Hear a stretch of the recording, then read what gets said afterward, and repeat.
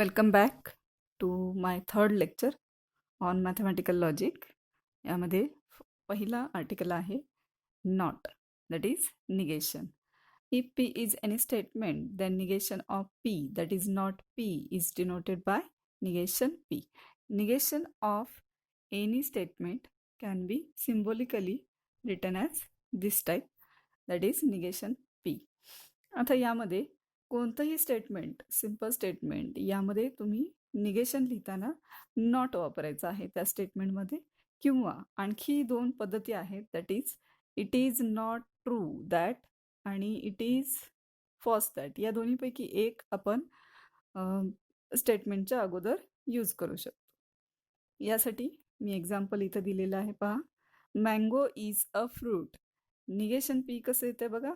Mango is not a fruit. इथं not use केलेला आहे आणि यानुसार आपण निगेशन पी फाइंड आउट करू शकतो. नेक्स्ट याचं ट्रूथ टेबल काय येईल, तर यामध्ये एकच स्टेटमेंट यूज केलं जातं, त्यामुळे त्याचं निगेशन सुद्धा एकाच स्टेटमेंटनी प्रूव्ह केलं जातं.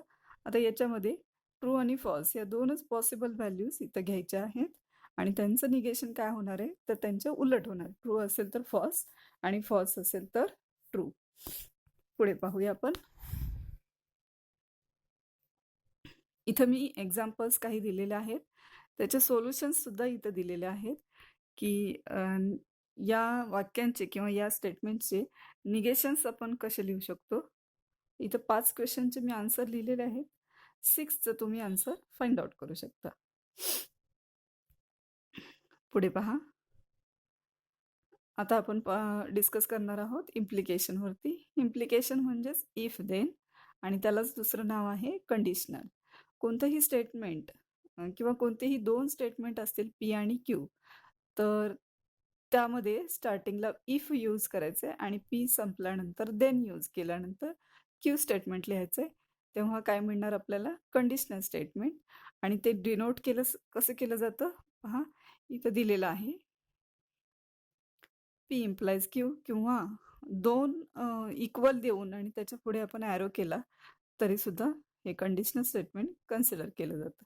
आता यामध्ये पहिलं जे स्टेटमेंट आहे किंवा पी जे स्टेटमेंट आहे त्याला काय म्हटलं जातं, अँटीसेंडंट. आणि दुसरं जे आहे क्यू त्याला कॉन्सिक्वेंट, किंवा दुसऱ्या भाषेत आपण म्हणू शकतो हायपोथेसिस आणि कन्क्ल्युजन.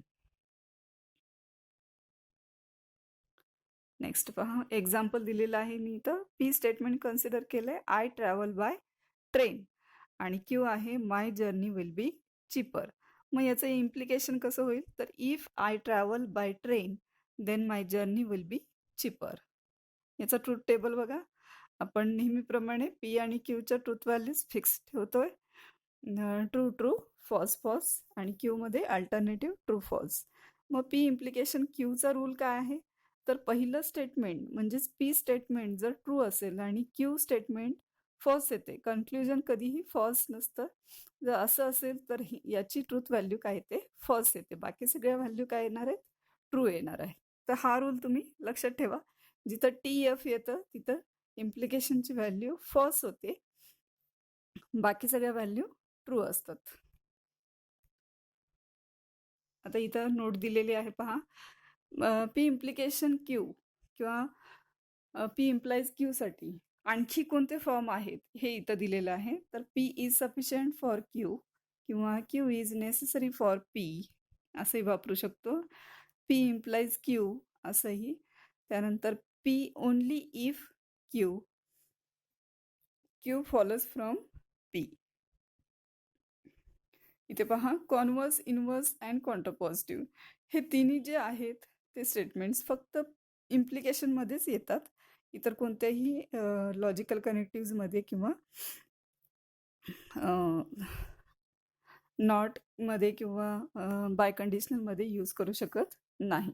तर कॉन्व्हर्स काय असतं, पी इम्प्लाइज क्यूचा क्यू इम्प्लाइज पी असतो. Inverse negation of p implies negation q, आणि कॉन्ट्रापॉझिटिव्ह असतं negation q implies negation p. यासाठी मी इथं एक्झाम्पल दिले पहा. पी आहे Smita is intelligent, and q आहे स्मिता विल जॉईन मेडिकल. तर याचं कॉन्व्हर्स कसं लिहायचं आहे? क्यू इम्प्लाइज पी आणि inverse negation p implies negation q आणि contrapositive negation q implies negation P.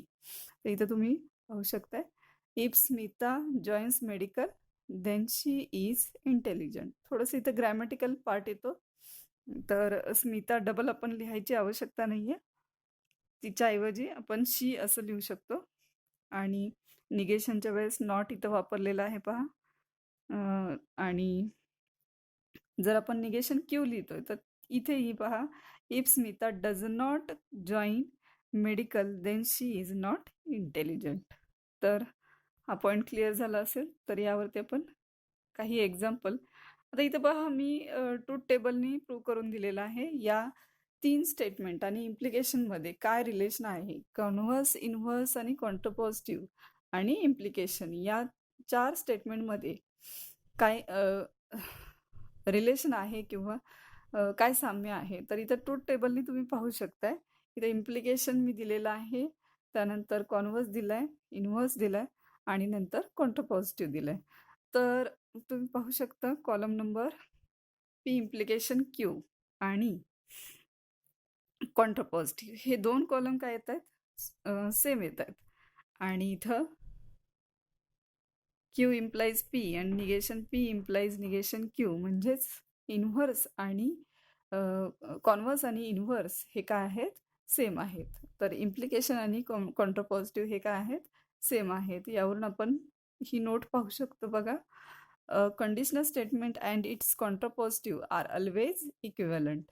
आणि सेकंड नोट काय येते? Converse and inverse of the conditional statement are always equivalent. हे 2 जे महत्त्वाचे पॉईंट आहेत ते बऱ्याचदा ऑब्जेक्टिव्ह टाईपमध्ये किंवा CETला किंवा JEEला विचारलेले आहेत. तर हे थोडेसे लक्षात ठेवा. यानंतर मी एक्झाम्पल इथे घेतलेलं आहे, state the converse, inverse and contrapositive. तर त्यामध्ये त्याचं सोल्युशन कसं येते इथेही मी दिलेलं आहे. यामध्ये पी कशाला कन्सिडर करायचे, क्यू कशाला कन्सिडर करायचे, इथे तुम्ही पाहू शकता.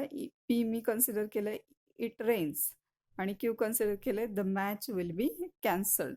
त्यानुसार p implies q, q implies p आणि negation p implies negation q, त्यानंतर negation q implies negation P.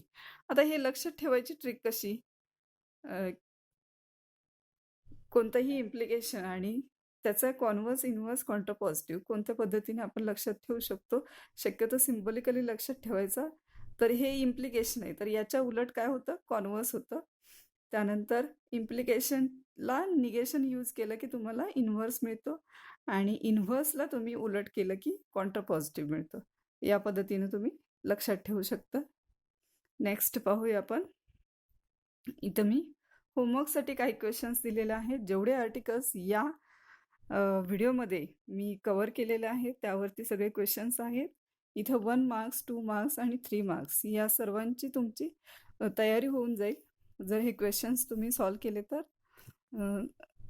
Video pause करा आणि काही नोट्स असतील किंवा डेफिनेशन्स असतील तर त्या तुम्ही लिहून घेऊ शकता. आणि ट्रूथ टेबल्ससुद्धा, त्याचे रूल्ससुद्धा लक्षात घ्या आणि ते सुद्धा लिहून घ्या. त्यानुसार हा होमवर्क सॉल्व करा. Thank you. Stay home, stay safe.